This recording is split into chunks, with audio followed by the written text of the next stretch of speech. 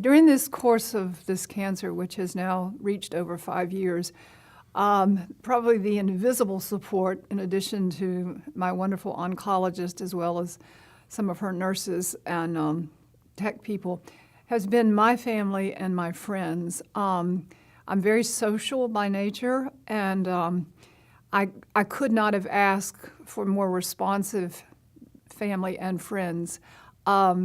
One of the things I realized I needed to do as well is when I saw opportunities for groups associated with cancer, that perhaps, for example, in North Carolina, we have the Lung Cancer Initiative that Dan and I attended a couple seminars to learn more about lung cancer. And there I was able to meet more survivors, because sometimes that's one thing that you don't have an opportunity to do is you see people in the waiting room of your oncologist, but you're not quite sure, if that's the time to have a conversation or not about what you have.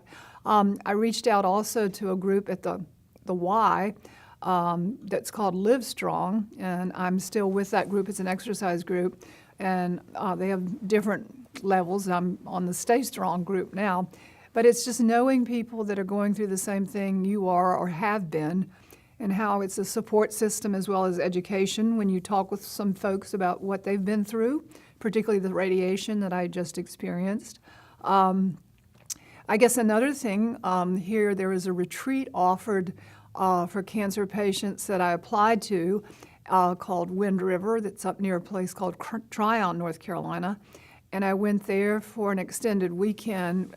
They provided all kinds of opportunities to find out about things like healing touch and exercise like Tai Chi that can bring you a kind of a peace while you're going through the more traditional therapies. We also, our children live close by, our adult children, and probably the most important thing and for me has been my 5 grandchildren. Just to be with them gives me a great incentive to keep on with my journey, for sure. Dan had turned into my researcher, so he probably has a little more information on places that he was able to find the medical information. Well, I would just go online and Google small cell lung cancer and treatments, and there's a host of websites. Every major cancer institution in the United States has a website, and also probably a marketing tool trying to get you to come there, but they do offer a lot of information, and that's been helpful. There are a lot of medical journals and such. I can't remember the names of all of them, but I would, try to heavily research this issue of the mutation of the non-small cell lung cancer into resistant mutations to the TKI drugs. And then, of course, I became aware of the fact that sometimes one of those forms of resistance is it mutates into small cell lung cancer. And that's, of course, a more difficult thing to treat. We also have 2 friends that have been through some similar treatments that I went through. Yeah, we have, I knew one fellow here locally who had pretty much the same journey Nancy did, but unfortunately for him it did not last as long, and he didn't respond to the treatment as well as Nancy has.